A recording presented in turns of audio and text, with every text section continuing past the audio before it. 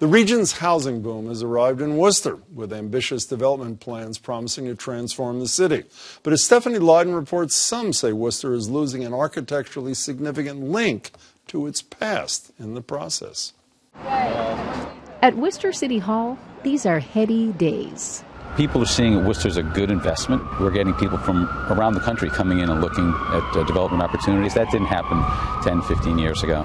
$2.5 billion of development is underway or about to be. And among the most anticipated projects is the makeover of the long-beleaguered city square. There was a mall here, an indoor mall. It was built in the 60s. That mall, says Economic Development Chief Mike Traynor, divided the city. What's being built in its place will reconnect it.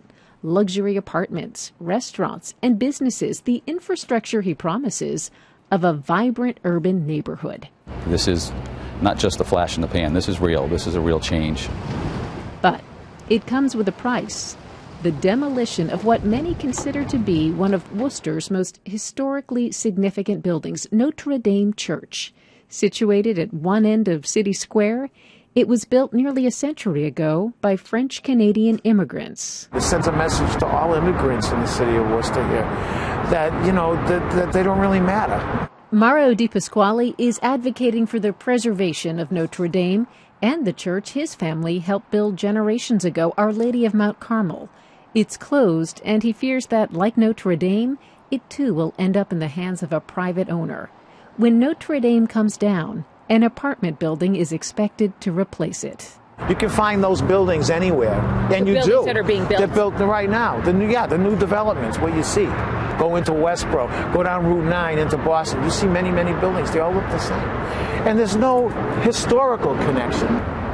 But from the restored train station to buildings repurposed into housing and office space, city officials say the fate of Notre Dame is an unfortunate exception to a largely successful preservation effort. But not everyone has given up. It's an important part of the skyline. Dennis Kennedy, a political science professor at the College of the Holy Cross, is waging a long-shot effort to save the church. He's part of a group called Reimagine Notre Dame. The strategy, find a developer willing to take a risk.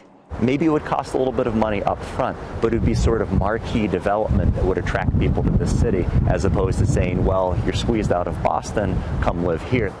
There's room for a performance space, a public market. Kennedy and his group have no shortage of ideas, although with the demolition expected any day, little more than a hope and a prayer of saving Notre Dame. I certainly wouldn't say it would take maybe divine intervention, but it would certainly take somebody coming in and very consciously saying, this is an important structure, and I want to make this the focal point of my development. Stephanie joins me now. Hey, Stephanie. Hey, Jim. How long has the preservation group been looking for somebody to develop the space without knocking the church down? A little over a year and a half. The demolition permit was put in place around then, and they've been going all over New England as far as Pennsylvania, looking for a developer who does these kinds of renovations. So far, no luck. Cities preserved, I assume, other spaces. Have Absolutely. they attempted? They have. So they attempted yeah. to preserve this thing? They have. They've had a lot of talks with the owner. The owner also tried to preserve the church, just apparently was not financially feasible. So that's the situation. Easier said than done. Do we have an idea where the people of Worcester are on this? I find it hard to believe that they'd be willing to give up something like this. Yeah, well, it's important to note the church has been closed for 10 years. Yeah. So the parishioners are not as, immediately connected.